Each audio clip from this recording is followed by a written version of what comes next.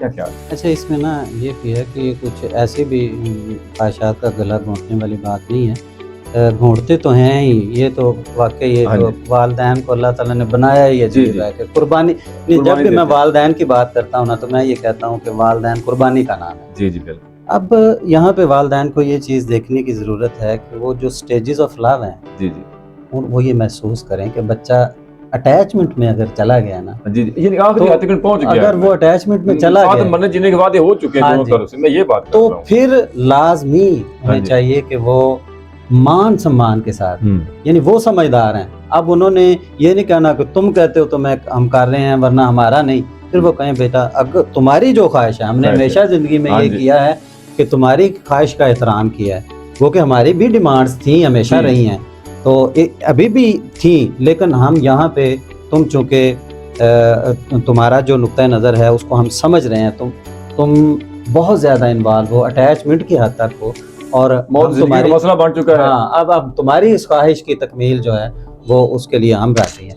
तो ऐसी स्टेज में जब ये देखना है आपने कि अटैचमेंट की हद तक वो चला गया है, तो फिर आपने जो है ना वाज़ वो कर लेना चाहिए। पूरे मान-सम्मान के जी, साथ, जी, बिल्कुल। यानी फिर भी मजबूरन ना जिनके करें। पे पत्थर रखकर दिल पर हाँ, दूसरों को वो जो पूरा वालदा बैठे ना मान-सम्मान घर में, वो दें। कह रही कि मैंने अपनी भांजी लेकर आनी है। हाँ जी। बाप कहता है, वालिद कहता है कि मैंने अपनी भतीजी लेकर आनी थी, लेकिन वो पत्थर रखकर अपने बेटे के लिए या अपनी बेटी के लिए ये कुर्बानी अब देखें ना, वो भांजी या भतीजी लेके आ जाएँगे, तो जब हस्बैंड ही उसके साथ जी, खुश यही है ना नहीं कि होगा, राज़ी नहीं होगा, हाँ जी, तो फिर वही बात है ना कि घर को जहन्नम बनाने वाली बात है। ज़बरदस्त। जी, जी। तो क्वालिटी ऑफ लाइफ पे मैं तो अगला फ़र्क सवाल यही पड़ेगा। करने वाला, चलिए हाँ, साथ ही कर लेते, अगर वालिदैन नहीं मानते, वो अपनी मर्जी की भांजी या भतीजा आ जाता है, हाँ भतीजी जी, आ जाती घर हाँ में, जी, जिंदगी जन्नत बन गई। बन जाएगी। साथ वालिदैन जब देखिए जी, दोनों मियाँ बीवी आपस में लड़ेंगे ना, या हम आगे नहीं होगी। अच्छा, सॉरी, मैं आपकी एक बात काट रहा हूँ यहाँ पे, वेरी सॉरी। जी, जी, कोई बात। वो ये है कि ये एक रिसर्च है कि हमारे साउथ एशिया यानी पाकिस्तान, इंडिया, नेपाल, बांग्लादेश, बर्मा, इन मुल्कों में 10 लाख लोग, मर्द और औरतें, सालाना अपने मैरिटल स्टेटस की वजह से खुदकुशियां कर रहे हैं। 10 अंदाजा लाख, लगाइए। 10 जी, जी। लाख लोग। हाँ जी। अब देखिए, जब इनका जिम्मेदार कौन है 10 लाख का? जी, इनके जिम्मेदार वही, यानी ये घर का माहौल है, घर का माहौल है, हमारे समाजी कि रवैये हैं, हमारे समाजी रवैये हैं, बिल्कुल, मुआशरती रवैये हैं, यही कातिल है जो ना, हमने समाजी सकाफती रकावटें, बेजा रकावटें बेजा रुकावट जो है। हमने इस्लाम ने नहीं रुकावटें पैदा डाली। की हुई हैं, जी, जी। ये वजह है। और एक और फैक्टर, बड़ा मजबूत फैक्टर है, यकीन करें, कभी आप ये लोग सुन रहे हैं, वो इसको ज़रा परखें, अपने आप में देखें। ऐसे शादीशुदा जोड़े जिनकी आपस में हम आहंगी नहीं है, जी, जी। और मजबूरन उन्हें एक दूसरे के साथ रहना पड़ रहा है, जी, जी। उनमें जो मर्द की ज़हनी सलाहियतें हैं, वो बहुत हद तक कम हो जाती हैं। ये रिसर्च है, सही। ये मैं आपको रिसर्च की बात कर रहा हूँ। सही। उनकी ज़हनी सलाहियतें कम हो जाती हैं, और फिर क्या होता है कि वो ना तो मुआशरती मामलात में अच्छा परफॉर्म कर पाते हैं, और ना ही अपने मुआशी मामलात के जो डिसीजंस, जो जी, फैसले जी, उन्होंने सही। लेने होते हैं, वो अच्छे ले पाते हैं। सही। इससे क्या होता है कि मुआशरे के साथ उनके जो ताल्लुकात हैं, उनमें भी रखना पड़ता है, वो भी टूट-फूट का शिकार होते हैं, और साथ-साथ उनकी जो मुआशी हालत है, जी, जी। वो भी दिन ब दिन वो डाउनफॉल की तरफ जाना सही, शुरू हो जाती सही। है। तो इसलिए ये ज़रूरी है कि अगर वो खुदकुशी ना भी करें, तो जिंदगी अजीरन उनकी गार ज़िंदगी जहन्नम का अजीरन बन हो गया, जाती है। बिल्कुल सुकून ऐसे खत्म हो गया, ये खुशियां बात चली ठीक गई, है। तो जिंदगी बेरंग बेकैफ हो गई, ऐसे जैसे दिन पूरे कर रहा है जी, बस। राइट, बिल्कुल। ऐसे जिंदा लाशों की बात होती है ना, जिंदा जिंदा लाशें कि होती जिंदा हैं। लाशें, तो ये वो जिंदा लाशें कफन के वाली। बजाय उन्होंने कपड़े पहने होते, हाँ। शलवार कमीज या पैंट शर्ट जो भी पहना हुआ है, लेकिन जिंदा लाशें हैं। तो हम बात कर रहे थे कि भांजा भतीजी ये अब वो जिंदगी अजाब बन गई, तो क्या फायदा है उस जिद का या अटदर्मी का? क्या वालिदैन को फिर अपने लाज़मी बात है, ये तो मैंने पहले बात कर देना की कि चाहिए। अगर अच्छा। अटैचमेंट की हद तक वो चले गए हैं, तो वालिदैन को सरेंडर करना चाहिए और बखुशी करना बखुशी चाहिए। करना। ये बड़ा पीछे जो किस वजह से वो कर रहे हैं, ये बहुत ज़रूरी है कि किस बुनियाद पर कर रहे हैं। अगर वो बखुशी करते हैं तो घर का माहौल अच्छा हो जाएगा। अगर वो बखुशी नहीं करते तो फिर उनको जो है ना, वो घर का माहौल हमारे मजबूरी हो कबूल करें, लेकिन वो हाँ। दिल में रहेंगे कि नहीं हमारी पसंद की ये नहीं है हुई, हाँ। हमने हमेशा कीड़े निकालने हैं, हमने हमेशा इनको परेशान करना है, तो फिर भी जिंदगी हाँ। लिहाजा वालिदैन को फिर ना ये सोचें, वालिदैन को ये थोड़ा सा बिल्कुल। बड़ा पान दिखाना चाहिए। जब एक दफा आ गई है ना हाँ जी। ब्याह के लड़की, हाँ जी, तो फिर वो आपकी बेटी है। उसको अपनी बेटी समझे, फिर वो बेटी है, और फिर वो बेटे की- सारा मान सम्मान बेटे की उसको उस मिलना ख्वाहिश का एहतराम करते हुए, उसकी मोहब्बत का एहतराम करते हुए अपने। अच्छा, आखिरी सवाल जी जो बहुत तलक है, देखिए एक लड़का है, वो पसंद की शादी कर लेता है, घर से भगा कर ले गया, जैसे भी उसने पसंद की शादी कर ली। चाहिए। अब उसकी बहन है, उसकी भी कुछ पसंद है, जी जी भाई ने पसंद की शादी कर ली है, अब उसकी बहन है, उसने अपनी पसंद की शादी की है, वही भाई उठता है घर से, पिस्टल उठाता है, उसके सीने में गोली मार दे, उसको मार देता है, भय तो जाग पड़ती। ये क्या है? ये तो फिर अब उसको ये एबनॉर्मैलिटी क्यों है। नहीं यही सोच रहा कि मैंने भी इस हाँ। स्टेज से गुजरा हूँ, वो भी इंसान है, वो भी यानी कि मैं भी तो ब्याह के लाया हूँ, वो भी किसी की बेटी किसी की थी, बेटी किसी ने की उसने बहन यही थी, किया है ना जी, किसी की बहन थी। उसने तो यही कहा है। बल्कि तो इस नहज तक पहुंचना नहीं चाहिए। वालिदैन को ये चाहिए कि वो ना पहुंचने दें अपने बच्चों को, ख्वाह वो लड़कियां या लड़कियां हैं। लेकिन अगर वो पहुंच जाते हैं तो उसको, अब ये देखिए यहाँ पे जो सोशियो कल्चरल जो फैक्टर्स हैं ना, वो सामने आ गए कि हमारे जो समाजी सकाफती रवैये हैं ना, वो यहाँ पे, और ये बिल्कुल बहुत बड़ी ज़्यादती है। मैं समझता हूँ कि ये अगर एक भाई अगर ऐसा करता है, अगर उसको अपनी लाइफ अपनी मर्जी से जीने का पूरा हक है, हाँ जी, तो लड़के उसकी को क्यों बहन नहीं को है, क्यों बहन क्यों नहीं नहीं, है, बहन को क्यों नहीं हक उसकी है? बहन को क्यों हाँ नहीं जी, ये हाँ जी। हक हासिल? तो वो कौन होता है कि वो उसकी जिंदगी जो है उसको वो खत्म खुद कर तो दे? किसी को माजर के साथ, वो खुद तो किसी की बहन, किसी की बेटी के साथ हाँ। रातों को मिलता है, छुप छुप कर मिलता है, उसको फोन भी करता है, मुलाकातें के सब कुछ कर रहा है, मोहब्बत की पिंगे उसके साथ डाल रहा है।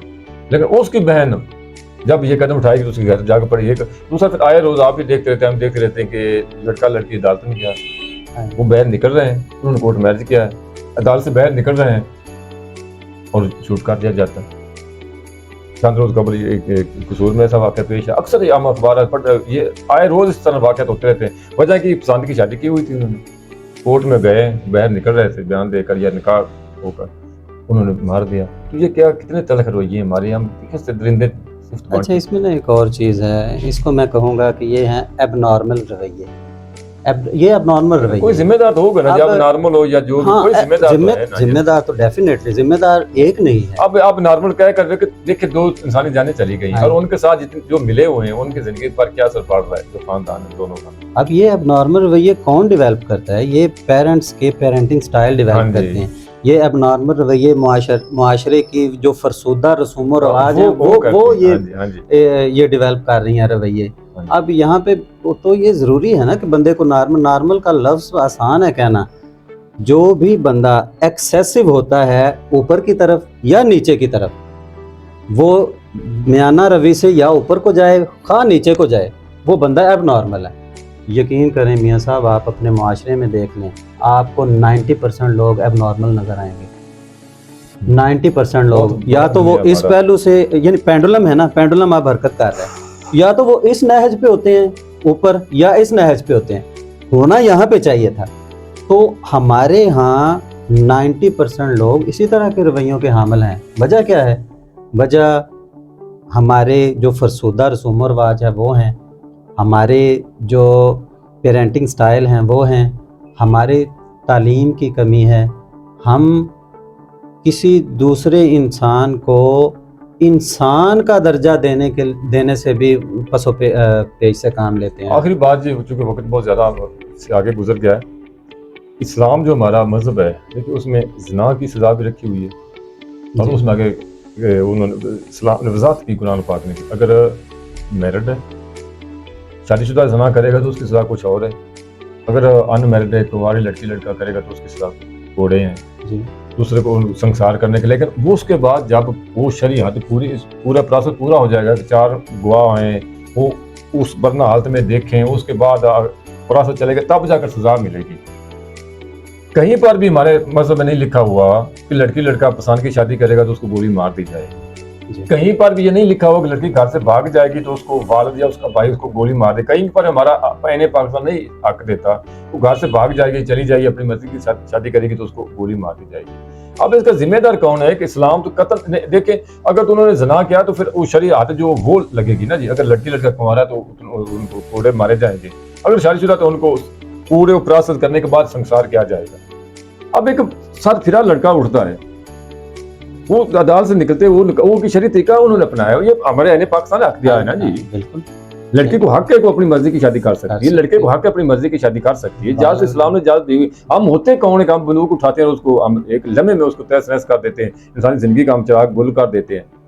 अच्छा, यहाँ पे ना एक दो इस पर ना हमारे मजहबी तबका बोलता है ना वो, इस पर तो एक बहुत बड़ी कंपेन चलाने की जरूरत है जी, जिस तरह हम जिस सिमत हम जा रहे हैं। अच्छा, जब हम मज़हब की बात करते हैं ना, और मजहबी जो उसूल व ज़वाबित हैं, कवानीन हैं, उसकी बात करते हैं, तो हमने हमारी जो स्टेट्स हैं ना, पॉलिटिकल स्टेट्स हैं इसको कहते हैं, तो जो पॉलिटिकल स्टेट्स हैं उनका वो उनमें जो मजहबी बुनियादों पर कायम हुई हैं, बुनियादों तो उनकी मजहबी हैं, लेकिन उनमें कवानीन मजहबी नहीं है। नहीं, बिल्कुल नहीं। यानी उनके कवानीन जो हैं वो मजहब से हट के हैं।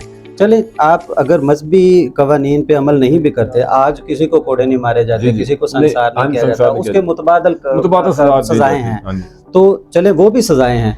तो हम इसमें ये बात करेंगे कि अगर पाकिस्तान में ये चीज़ है तो पाकिस्तान के कवानीन के मुताबिक इसको हैंडल होना चाहिए जी, बिल्कुल होना चाहिए। अब देखिए, किसी को भी ये हक हासिल नहीं है कि वो कानून को अपने हाथ में लेके अपने तरीके से फैसला करे। अब अगर बच्ची ने शादी कर ली है और कानून ये कह रहा है कि 18 साल या कोई भी उम्र जिसमें बच्ची बालिग है और वो मर्जी से कोर्ट मैरिज कर सकती है, तो अगर इजाज़त दे दी है कानून ने, तो किसी को हक हासिल नहीं कि वो कानून को अपने हाथ में लेके खुद से एक फैसला करे। अब अगर उसने कोई फैसला वो चाहता है कि ये उसकी मर्जी के खिलाफ है, तो वो कोर्ट में जाए ना जी, अदालत कोर्ट में जाए कि ये खिलाफ है। तो इस हवाले से ये बड़ी मतलब वाज़ेह ये चीज़ है कि कानून किसी हालत में भी हाथ में नहीं लेना चाहिए। कानून जो है वो जिस तरह का तरीक़ाकार कहता है कि इस पे अमल करके आप अपना काम कर सकते हैं या अपना हक ले सकते हैं, तो उसी तरीक़ाकार के मुताबिक उसको फॉलो करना चाहिए। मेहरबानी जी। नाज़रीन, आपने हमारी तफसील के साथ गुफ्तगू सुनी। यही हम कहना चाह रहे थे, ये बताना चाह रहे थे सब लोगों को कि हमारा इस्लामी मुआशरा है, हम मुसलमान हैं, पाकिस्तान इस्लामी जमहूरिया पाकिस्तान में रहते हैं, इस्लाम हमें इजाज़त देता है। खुदा के लिए वालिदैन को सोचना चाहिए, अपने औलाद की थोड़ी सी पहली बात तो ये है कि उनकी परवरिश ऐसी करें कि उनको बाद में ऐसा कदम उठाने की ज़रूरत पेश न आए, और उसके बाद जो औलाद है उसकी जिम्मेदारी बनती है कि वो अपने वालिदैन को, अपने माहौल को, अपने कल्चर को देखकर थोड़ा सा फैसला करें।